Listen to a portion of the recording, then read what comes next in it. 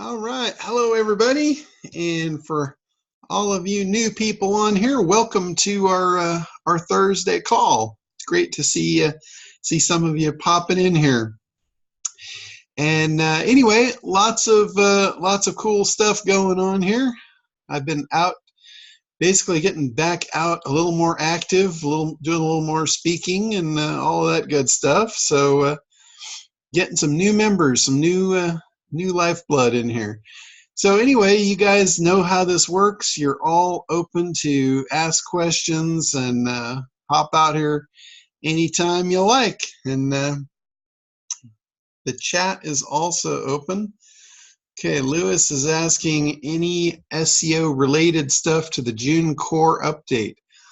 I have not really seen any big shifts. I was actually hoping that they were going to do what was kind of proposed, is dumping the index, because what happens when they do that is it cleans out a lot of the garbage. I know I have pages that haven't existed for years that are actually still being indexed. I would love to get rid of those things. So, but I haven't seen that yet. I'm hoping that comes through. Let's see. Another thing I've seen, a lot of people are using Semrush, and they're using it in a way to figure out what content is hot. And the biggest thing I can tell you guys for getting listed in search these days and actually getting relevant, it's all about engagement. It really comes back to the ACT program, and it all ties together. Remember, I started talking about this a few years ago at one of our live events. I started talking about, SEO is going to become good content, not just content. So if you guys are still creating content just for the sake of creating content, you probably want to shift gears at this point. You really need to be creating marketing materials to get yourself noticed. You need to grab attention. You need to build demand and desire. You need to engage people. People need to really interact with your content. So, like if you're creating content on your website, one of the things you want to do is you want to get people to click. You want to have calls to action everywhere. And one thing I've noticed, this blows my mind, it really does, that you just need to tell people what to do. If you don't tell them what to do, they typically don't do anything. Like if you've got people on your site and you've got a button there that you want them to click to get them to opt in, it's not just enough to have the button there. You've got to tell them what to do. Like you see a lot of buttons out there that say click here. That's an action. That's actually telling them. It's giving them instruction. Just having the button to say, get whatever now, it doesn't tell them to click it. And as bizarre as that seems, it actually works. It's crazy. If you're doing videos, tell them what to do. I like to follow that formula that's been around forever. It's here's what I've got, here's what it's going to do for you, and here's what to do next. Frank Kern made that really famous. It wasn't his. He got it from a great copywriter. And that was what he told Frank. That was advice to Frank. And he's still using it today. It simplifies everything. When you're doing a video, when you're doing a presentation, you want to make sure you hit those 3 points really quickly. And I'll say it again. Here's what I've got, whatever it is that you have. Describe it very quickly. Here's what it is. Get into here's what it does very quickly. And then tell them what to do next. It might be, hey, I want you to opt in so you can see the next video so we can really get into, the benefits of it for you. But that's really a good way to move people to action. If you just tell them to click and there's no reason for them to click, then they probably won't do it also. So it's kind of a momentous thing. You're moving them forward by giving them something they want. Talk about their outcome. I use the example of the timeline an awful lot in marketing, And it's a really important concept, and it works. Think of it for SEO too. How do you want to move them through your site? Think about it as a timeline. You're giving them a popcorn trail to follow to get where they want to go. Long pages, in SEO, a lot of people said long pages were great. And they are, but for a very different reason. It's not just because it's a long page. If you put a long page with a bunch of boring copy on it, it's going to work against you. It's going to be negative for your SEO. Long content, the only reason it works is because it will keep people on the page longer. So that's the reason they were saying long content works better. Not because there's more words in it. Google doesn't trust that anymore. What they trust is the user experience. So if you have a page that's very long and it's got just incredible, compelling content that someone would have to read and keep reading and keep going and going and going and staying on the page, that's good content. That's good SEO. I personally would prefer to keep them on the page less time and move them to another page to continue the information, because that's another signal sending back to the search engines that your content is good. And this is all kind of a snowball effect. It's like if you have good content and you bring people to it and they like it, Google will see that, they will push your listings higher, and they'll send more people to you. So it's a snowball effect. If you have poor content, they're going to send less people, and it's a reverse snowball. Your snowball's going to melt till you've got nothing but, soggy shoes. So keep that in mind. It's really important, from the SEO perspective of things. So most of you guys are here for one of two reasons. It's either SEO. I know some of you are really totally into the SEO, and some of you are just wanting to grow your business. Now, the difference there, business is related to conversion. It's like if you're going to build a business, businesses cost money. Let's face it. You're doing stuff that costs money, whether it be getting business cards, a business license. You're putting money out constantly for a business. You want to make sure that that money returns. So when you're putting money out, that's what we call conversion. It's how many people do you show your stuff to as to how many people buy. If not enough people buy to create the profit to cover all of your expenses, that's not a very good business. That's, they call that a hobby. That's something that you get in, you do a lot of work, and you might be happy because you like doing it, but it's not going to make you wildly profitable. You're not going to get, to what I call freedom that way.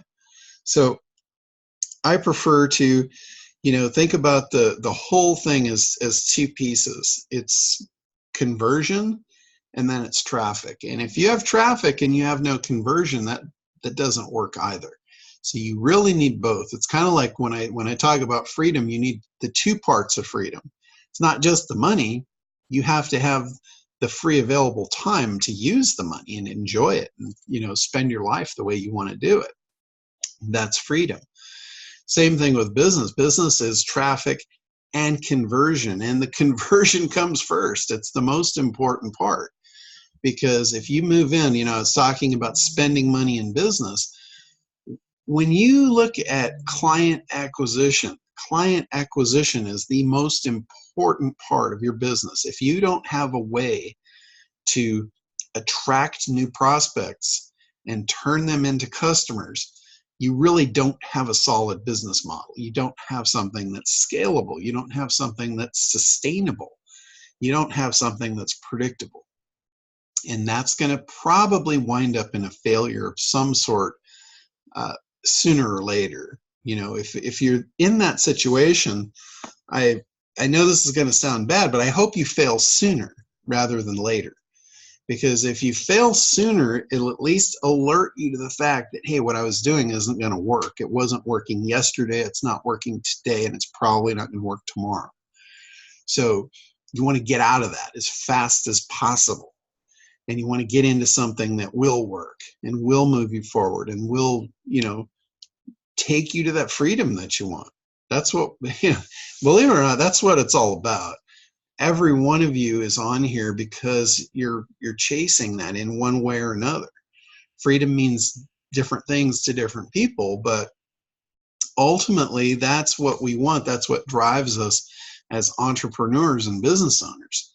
I mean, let's face it, you guys don't want a job, right? That's what you're here for. That's what you're moving into the whole business realm for. I've lived there my whole life because I can't even imagine going to a job, going to the same place every day, doing the same thing and being under someone's command constantly. I cannot imagine that.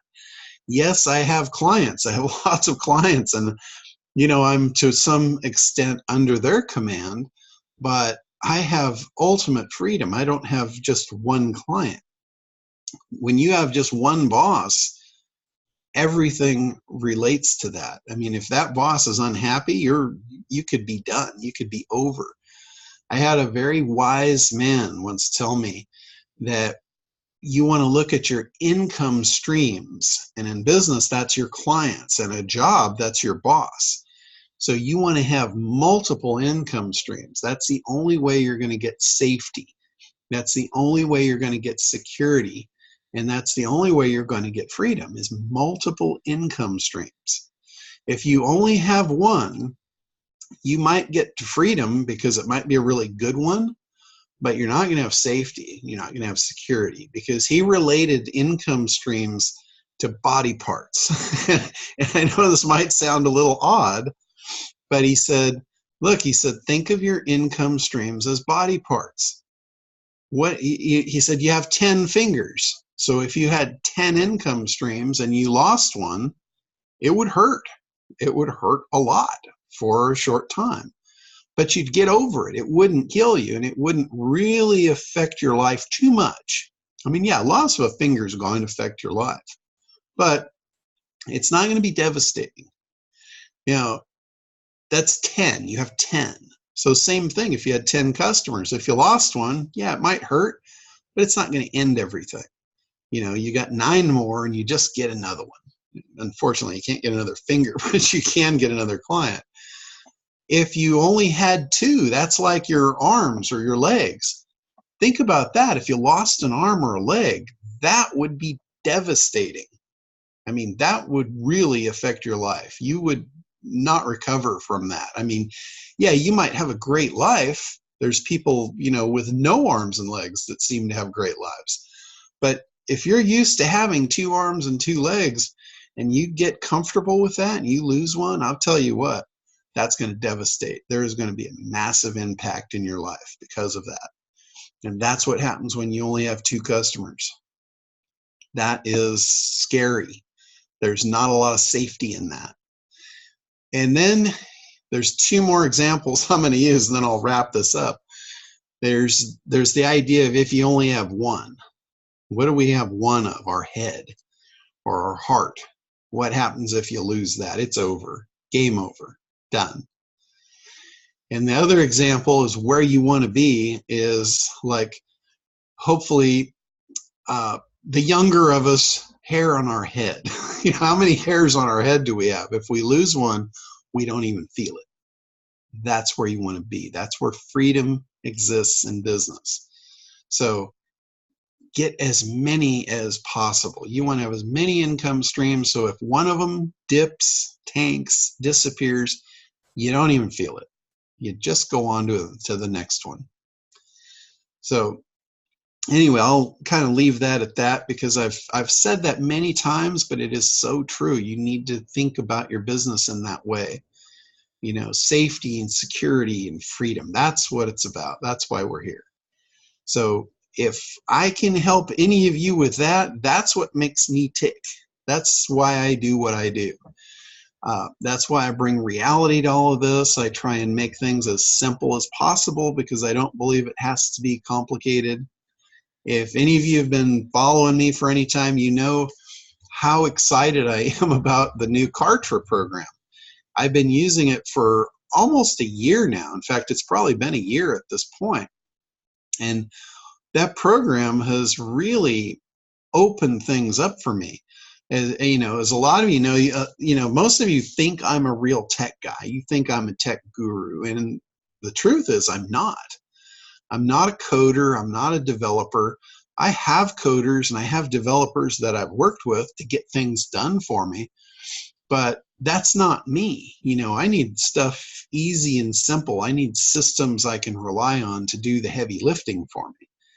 And prior to a year ago, prior to this getting into Kartra, I was really fumbling around with the marketing part. I mean, I had the SEO dialed in, but all of you guys were depending and leaning on me for the marketing part, the conversion and all of that. And I really didn't have any solid systems to give you. And it was very frustrating. The best thing we had at the time was ClickFunnels. And, even when I would get into ClickFunnels, it was just a confusing mess. I had my nephew, he was connecting all the stuff, but you had to get all these different pieces and make those connections. And then if you wanted to add something, it was like you didn't know what all was connected and what was broken. And it was just a mess. So with the ClickFunnels, it's everything in one package. It's got your database, it's got your shopping cart, it's got your opt-ins, your landing pages, calendars, scheduling, membership sites, help desks, video hosting. All of your analytics is all automatically connected. It just works. And that's what I've been using for almost a year. And it is so easy for me to go in there now and create a marketing campaign. Let's say I get an idea. If you guys have been into the ACT program, you know how important the big idea is. Well, a big idea is great. A marketing campaign is based on that big idea concept. And I get those big ideas like 3 or 4 times a day. They just keep popping into my head. All of the clients that I'm working with, I've got them all plugged in, and I'm constantly thinking about their campaigns and what else they could do, what other angles they could take, and big ideas for them. And now it makes it so easy. When I get a fresh big idea, I can go in, and most of my clients have Kartra. I can clone a campaign, smack a big idea in for them now, and now they have a whole new marketing campaign based on a new big idea that is leveraging all of the automation that we built into the last one. It's really, really cool. And, hopefully for some of you that are new, I hope I'm not like going way over, what you understand, but just know this, that online, most of the stuff we do is online marketing, and it's just replication of what's done in the real world. Everything that we do replicates something that works in the real world. When you create marketing that doesn't work and you have trouble with it, if you think about it, it probably wouldn't work in the real world, and that's why it doesn't work online. Or you haven't really identified what it is that was working in the real world to reproduce it online. Probably one of those two things. Both of those are easy to fix. You just have to be very observant of, let's say you've got an existing business that was an offline business and it's worked really well for, decades. You probably have a process to grab people's attention. You probably run some sort of ads or newspaper ads, articles, do shows, some way you get the word out. So if you figure out what that is, you can replicate that online and you can get the word out there. Next, you have some sort of an introduction process where you meet that person and you get to know them. And that's a sales process. Whether you're scripting it out or you're just doing it on the fly, that's a sales process. So if that works for you in the real world, then we just need to understand what that is. How does it work? What do you say? And then we replicate that online. And now we can automate the process, which is awesome. Think about how hard people worked before the internet to run their business. Every sales presentation was a one-to-one, face-to-face, cold calling, all of this stuff that was a nightmare and still is.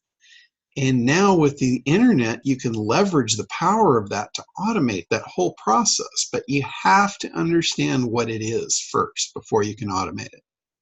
You've got to be able to reproduce it online. Like, for instance, if you were selling cars or houses, they're very similar in the way they're sold. The first thing that the salesperson will do is they want you to feel it and experience it. They won't talk about the price of the car before they've put you behind the wheel. They want you to go sit in it. They want you to test drive it. This is a sales process.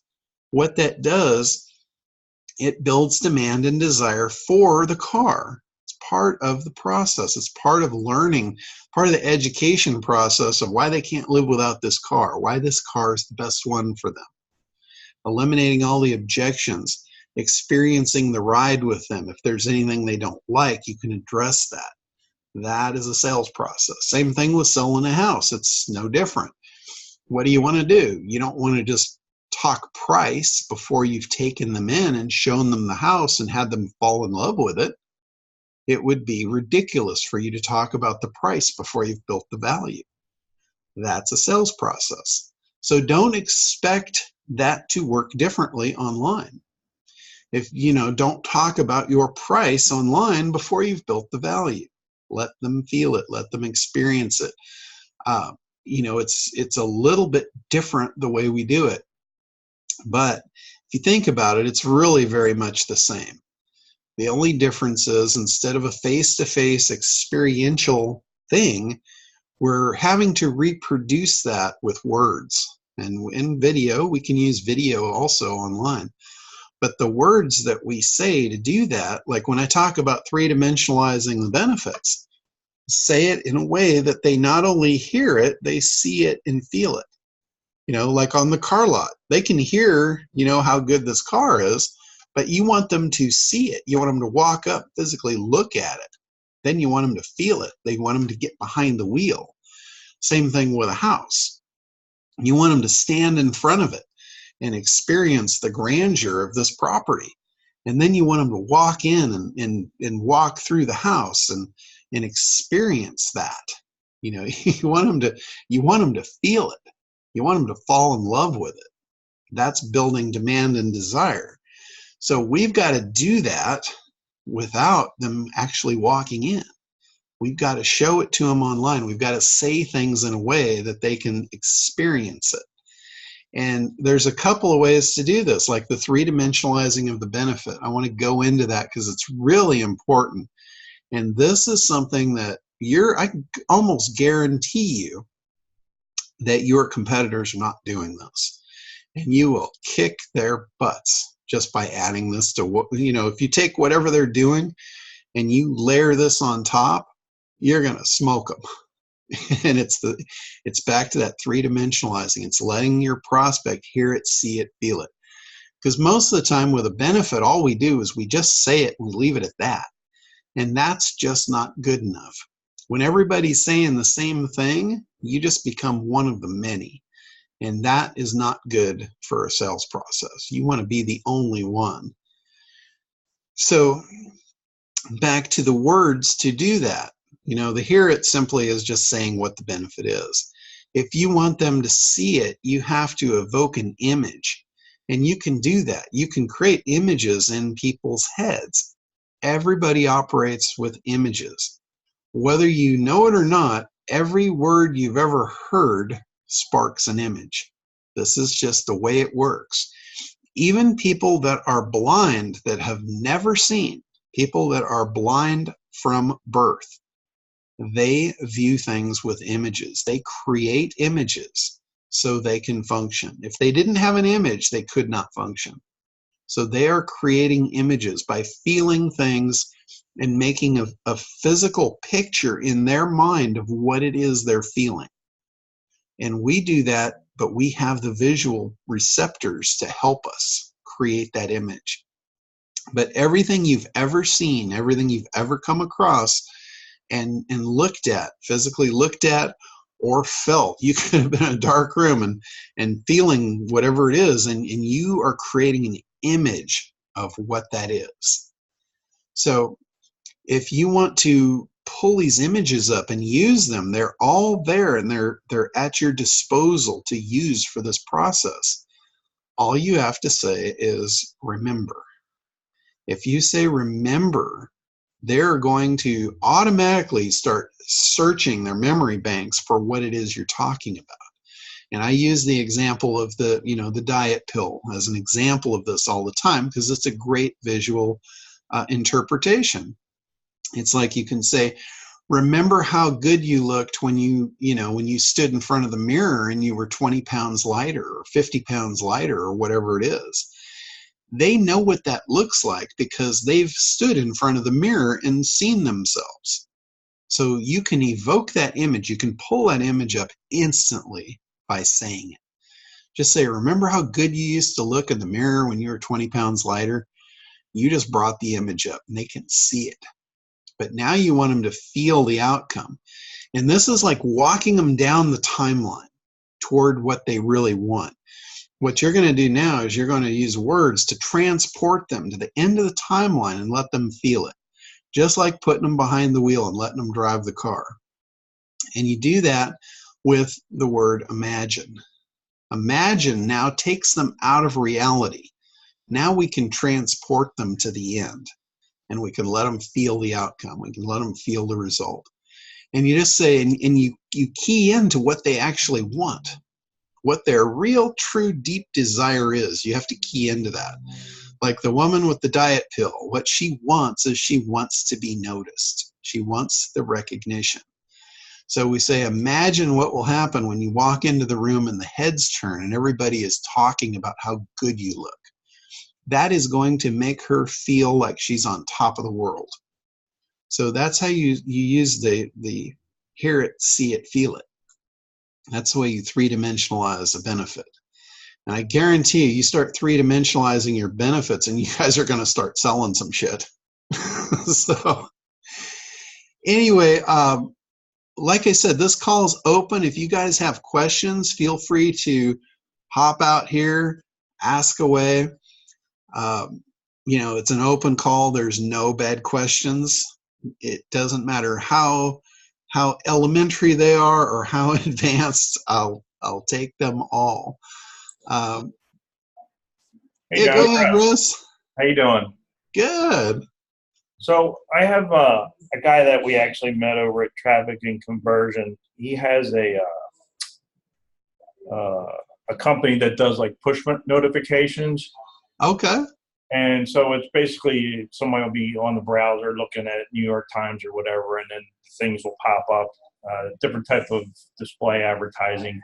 And I was coming up with some ideas, going off of what we've talked about in the past and being, real specific on the niche market and kind of drilling down on that particular audience.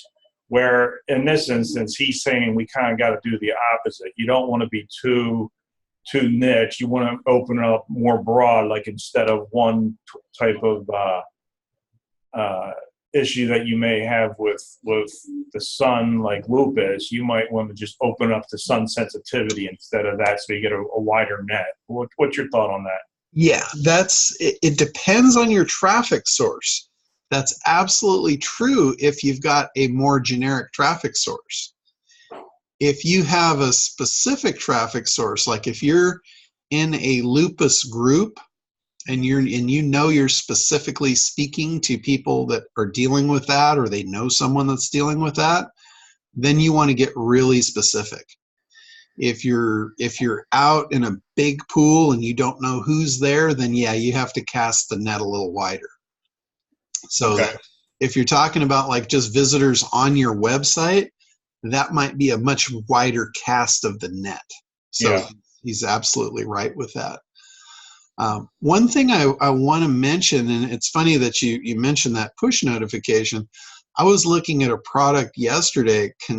I was contemplating buying it, and it's a WordPress plugin that shows social proof that people are purchasing your stuff and opting in, and it pops up these little bubbles like so-and-so just opted in, 5 minutes ago, and so-and-so just bought, 30 minutes ago.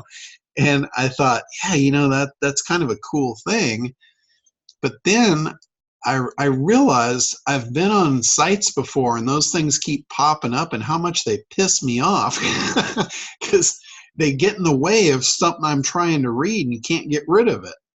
And I'm like, wow, is that really a good user experience?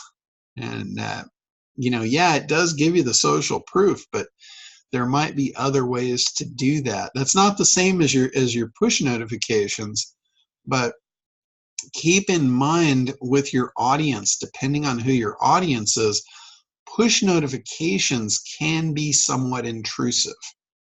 It's, if you've got an audience that doesn't like ads and you start pushing stuff at them, that might do damage, so just kind of keep in mind and test it. If you have an audience and you've got a normal run of traffic that you can inject this and you can actually watch the results, go from that. Take that as gospel. But keep in mind that that might be a variable. It could do you good, and it might not. So I don't really know, as far as I didn't test this thing with the with the social proof popping up the little bubbles saying who was interacting with the site. I haven't tested it yet. But I was just going by my own reaction to it when I see it on other people's sites, and I don't care for it. I don't know that I'm the norm, though, and that's something that you want to keep in mind. It doesn't matter what we like. It matters what our prospects like and what our customers like. That's really the most important thing. So always keep that in mind when you're making a judgment call on whether I should do this or not. And, you can base it on your experience, but don't base it on your taste, because your taste might not be the same as theirs. Really, really take that into consideration, because that's what really makes conversion. That's what makes marketing work. That's what makes advertising work. It's when you connect, when you actually hit home. And if you throw, wrenches in the works, you're defeating your purpose. You might have a really great ad, you might have really great content, and then you pop in these bubbles up and you're pissing them off and they leave, and you just shot a hole in your campaign with that. So anyway, that said, but yeah, in basic answer to your question, you're absolutely right. When you have a more generic audience and it's unpredictable who it is, a wider net will catch more fish. But when you have a specific audience, the wider net will disillusion them. They will not feel like you're in tune with them. So just be aware of that, when you're working with that stuff. I like your fish net analogy. Leave it to you to bring in the fish. Oh yeah, I'm all about catching fish. I hate fishing, though. You notice that? Yeah, I know. That freaks people out. They're like, I thought you loved to fish. I'm like, no, I hate fishing. Fishing means you're sitting there waiting for something to happen. I like catching. and business is no different. If you're fishing in business, you probably don't have any kind of predictable results. That's one thing. Like, I very rarely do I plan a fishing trip just by happenstance. I plan a fishing trip based on intel, kind of like I do marketing. You do your analysis first. Well, before I get on a boat, first thing I want to know is I want to know where the fish are. I want to know who's caught them the day before, who's caught them the day before that. And I can put together a pattern and I can predict where they're going to be tomorrow when I'm going. And that's where I'm going to go. That's where I'm going to fish. I'm going to fish where the fish are. The next thing I'm going to want to know is I have commercial fishermen that are friends. I will call them and have them cut some fish open to see what they're eating. That sounds kind of gruesome, but that intel is extremely important to me, because what happens if I show up, the fish are there, and I have the wrong bait? I don't have what they're eating. I don't have what's on the menu. It's going to be a very frustrating experience, and I don't like that. I don't like it on the ocean, and I don't like it in my business. So I'm basing my decisions on the fishing trip based on the intel. If I get intel, let's say there's no fish there, and or the bait that they're eating is not available and I don't have it, then guess what? I'm going to pass, because I don't like fishing. I like catching. I have better things to do with my day than being frustrated on a boat. I can do that just as well on land and without all the major expense. Because think about it. A fishing trip, at least the way I like to fish, it's expensive. You're going on a big boat, you're burning a lot of fuel, it's costing you a bunch of money every day on the water. And that's just like your advertisements. Those advertisements, unless you're going to catch fish, they're going to be very expensive.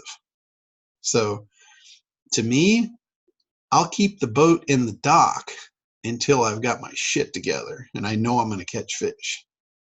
And same thing with your ads. You should not be spending money on ads if you don't have it together. If you don't know where the fish are, you're not fishing where they are, and you're not feeding them what they're hungry for. That's where analysis comes in. So I see so many people jump into creation before they've got their analysis, and that's fishing. Stop fishing. Start catching fish. So, do your research.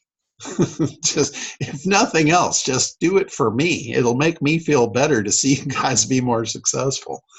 So John? Yeah, go ahead, Ted.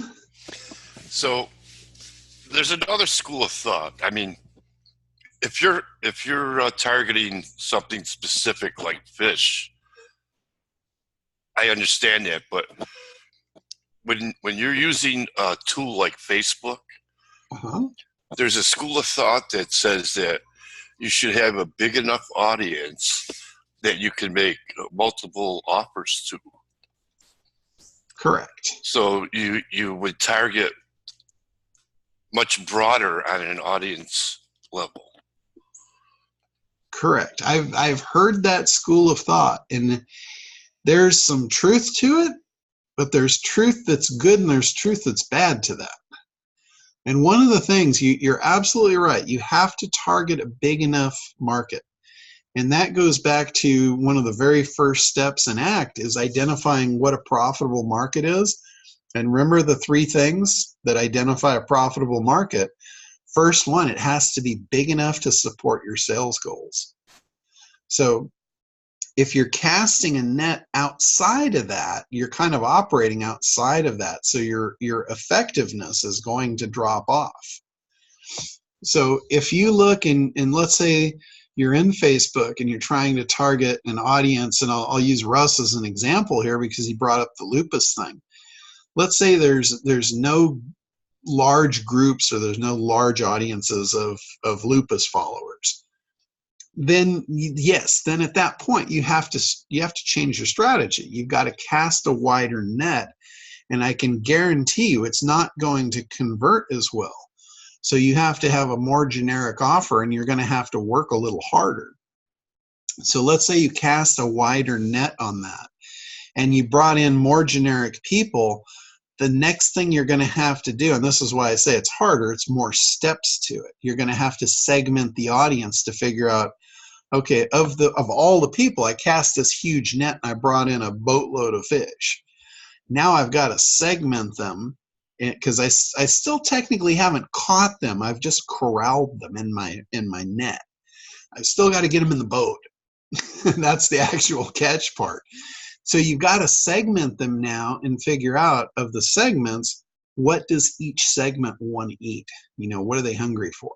What's on their menu? What's going to get them to bite? Does that make sense?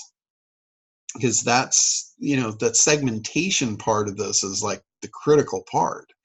That's the part where you're going to get the conversion. So yes, you can cast a wider net. The bad things about that is it might be more expensive for you on the front end to do that.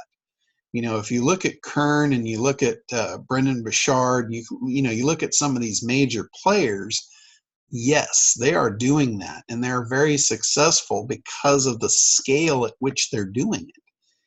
You know, they're casting a massive net. They're paying, tens of thousands of dollars on a daily basis to throw that net.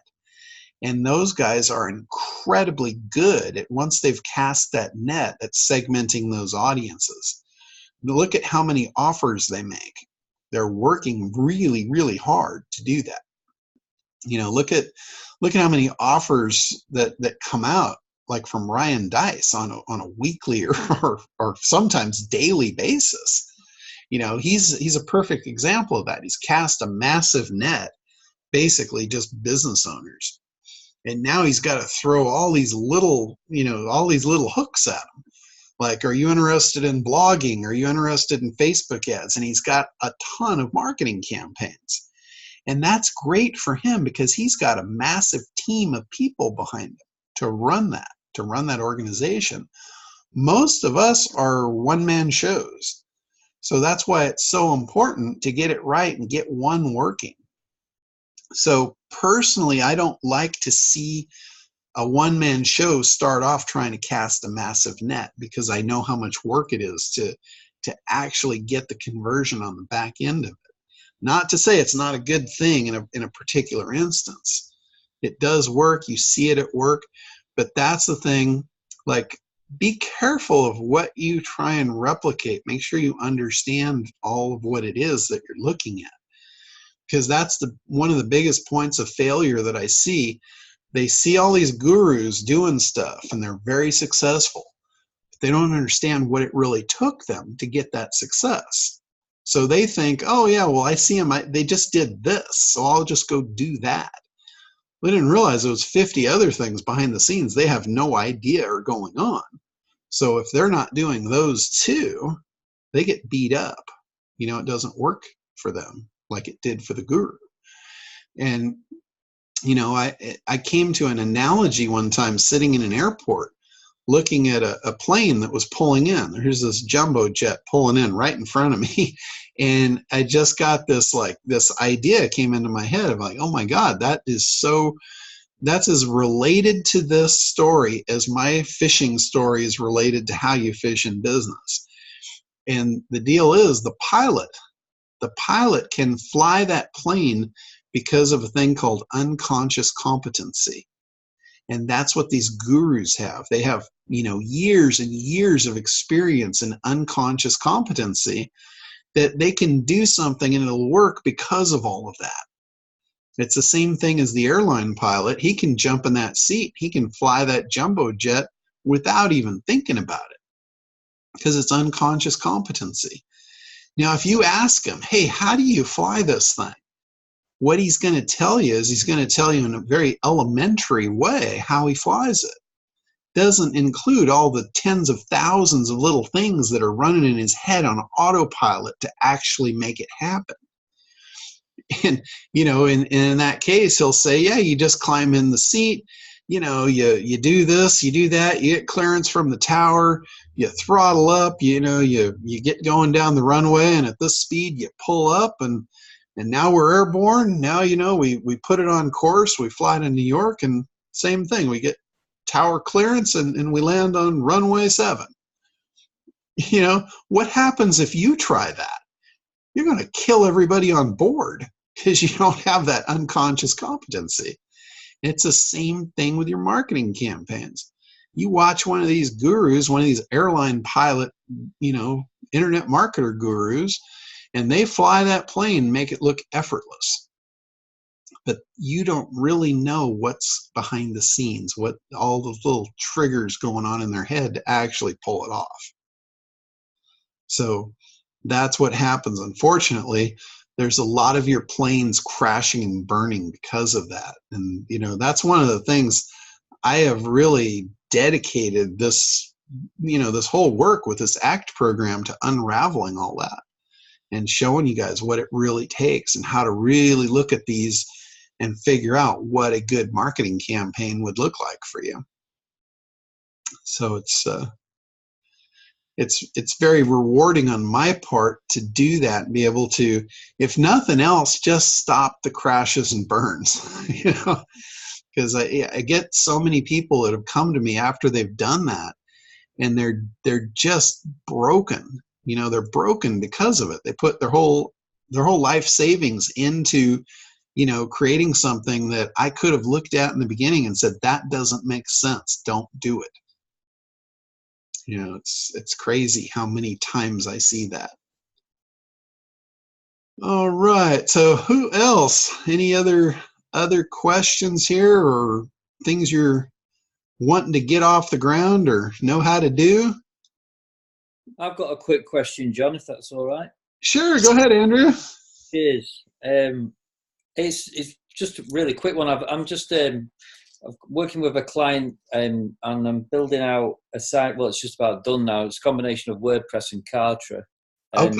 And I just wanted to ask you, well, first of all, are you having any issues with Kartra Mail? Because I'm not getting, since I've actually sorted out a DNS and I've got everything working and everything, it's not getting into her inbox as a result of just using Kartra Mail. And I've just thought, I've started looking at what you can actually use without messing about with. Well, like all you can use APIs, can't you, to actually to connect up different autoresponders and all that. But before I get into all of that, which I'm all right with, I know how to do, I was just wondering what results you have and if you use Kartra Mail or not.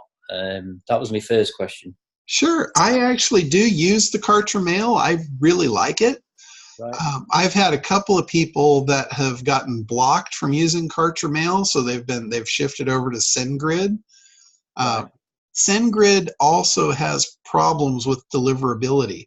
Any mail server that you look at is probably going to have some sort of problems with deliverability at one point or another, just because of the nature of email. Yeah. Now, within Kartra, you can actually set up your own mail servers if you prefer to use your own. I have found, with my business, I've found the Kartra has been really good. I don't see any emails that are not necessarily going through, but they are very picky. Like if you send to an email address and it bounces, they'll automatically blacklist that mail from you sending to it again. So it can still be in your database, but when you do a mass mailing, it's not going to send to that particular mail because it's been blacklisted because it bounced or something. Right, okay. So what you have to do is go into your lead list, and you can sort the lead list by blacklist, and then you can see who's not getting the mail. And then if you know those addresses are good, then you can contact Kartra's support and have them unblock it, and then you can get the mail back out to them. That makes sense. Excellent. But yeah, I've actually had that. When I switched from a member over to Kartra, I got a whole bunch of my a member customers to go ahead and move over. So now they were in Kartra, but then I noticed a lot of them got blacklisted, and I'm like, man, I need to get mail to these people. These are actually my customers. So I sent a message into the support, and they got back to me, within a day, and they said, we're very sensitive. And they said, if it's a problem and you need to get mail to particular people, just let us know and we'll open it up. We'll whitelist them for you. Okay, cool. But yeah, they're very protective, and for good reason, because they're sending all of our mail. So if one bad apple gets into the bunch, it could ruin it for everybody. That's it, isn't it? Yeah. Right, that's good. So I was looking into Zapier and all that kind of stuff, and I was just like, I can't. It's. I mean, I know how to do it and everything, but it's just like going to be a lot easier using Kartra. The only other thing I wanted to ask you just quickly is, like if you're building out a site with WordPress or whatever it is, if you've got, it's just about social icons, right? Because as far as I'm aware, from what I've learned from you over the years, is I should be sending traffic from Facebook to my site rather than the other way around. Correct. Right? So my client's going to me, why is there no social icons on here? And they're debating it with me. In fact, they debate everything. They actually, Well, put them on, but put them in the footer. Just don't put them in the header. right. Question answered then. Cool. Yeah, put them in the footer, put them in your contact page, put them in, in your About Us pages, put them in the appropriate areas to show that you have them.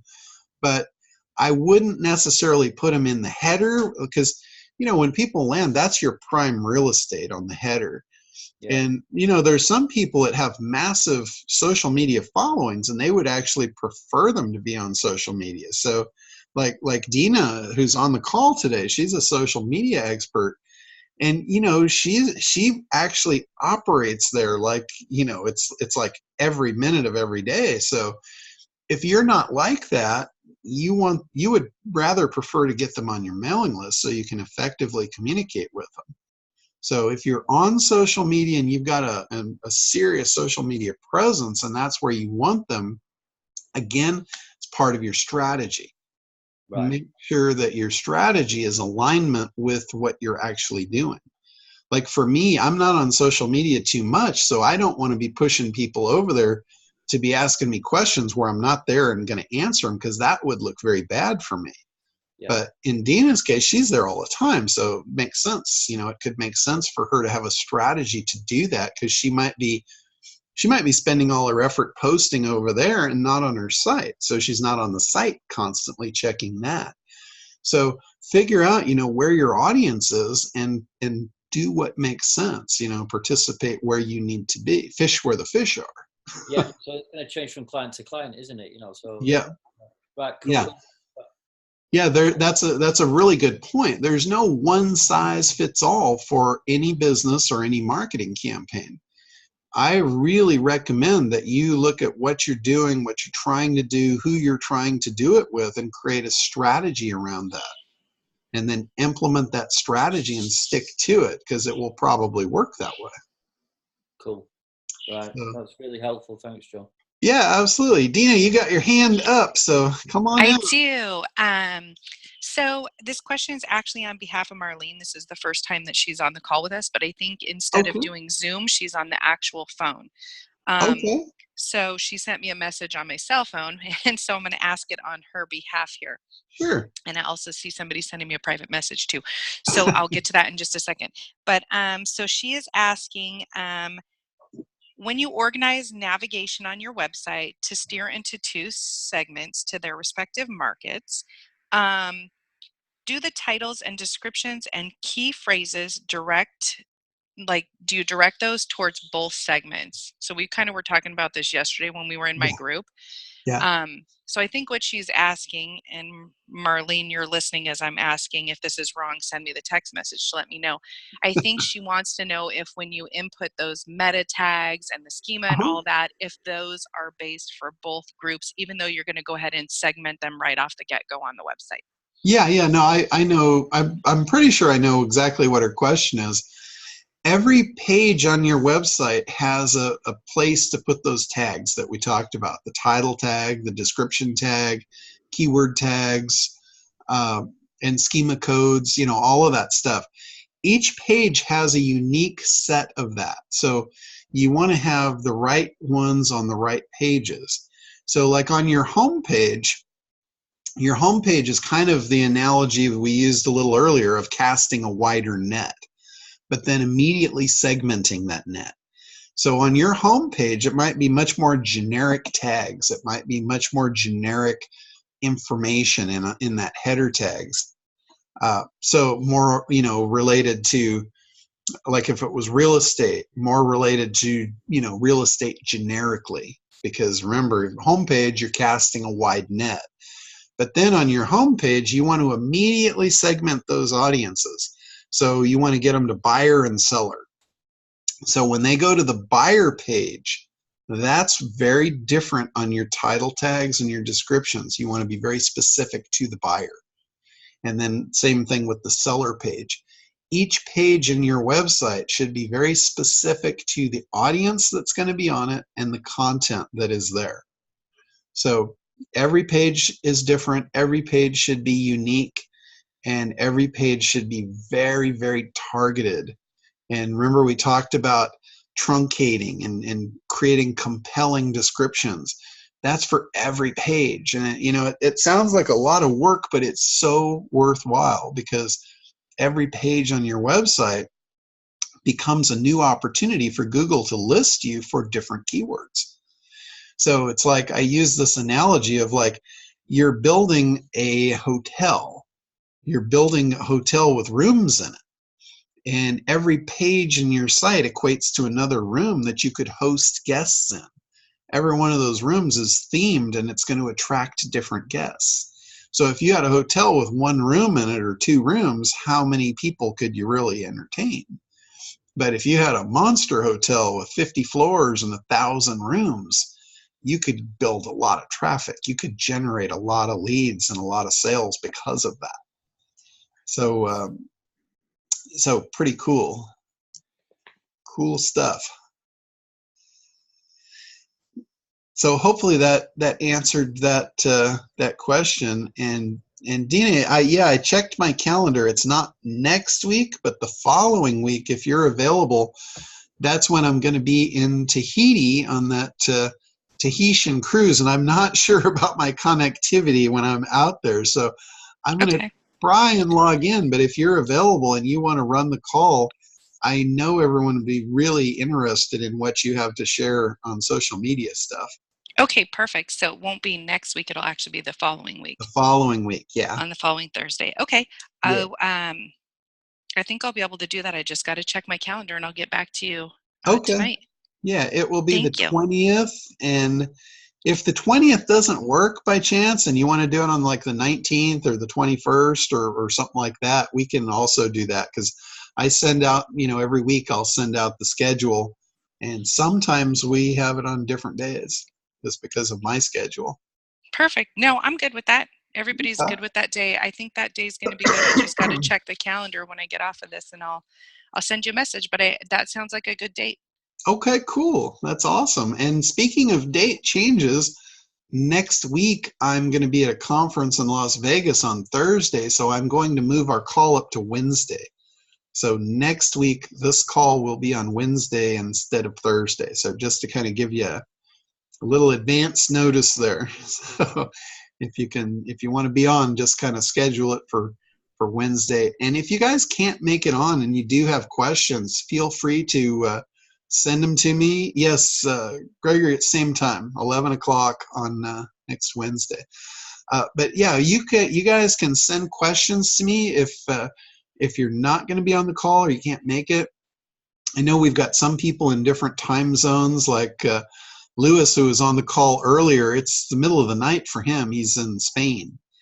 And Andrew, he's still over in London, Andrew? I'm up north, actually. When I met you down south, I was just staying down there. I live up north, nearer to Manchester. Okay. What time is it there for you now? 7 o'clock. Well, it was when it started. 7 8 o'clock, actually. 8 o'clock in the evening, right? Yeah. Okay. Yeah. So we got people, in Australia and New Zealand and different time zones. So if it doesn't work out that you can make the call, you can always send your questions in, and then I can address them on here, and these are all recorded, so you'll get access to the archive. And generally, I'll put the calls up within, a couple hours of after we're done here. Sometimes it'll be like next day or whatever, and occasionally I do forget. So if you see that there's a call that's missed, don't hesitate to take a poke at me and say, hey, what about the call from last week? So no problem there. All right. Anybody else? Anything else before we wrap up here? Okay, guys. Well, hey, thank you all for coming on here. Your questions are really what makes this happen. I mean, there's a lot of people that get on here and they just don't know what to ask, so they're just here to learn. So the more questions you ask, the better this is, the better the outcome. So again, thank you all for showing up, and we'll see you next Wednesday. If you have anything between then, let me know. All right. Have a great week, everybody.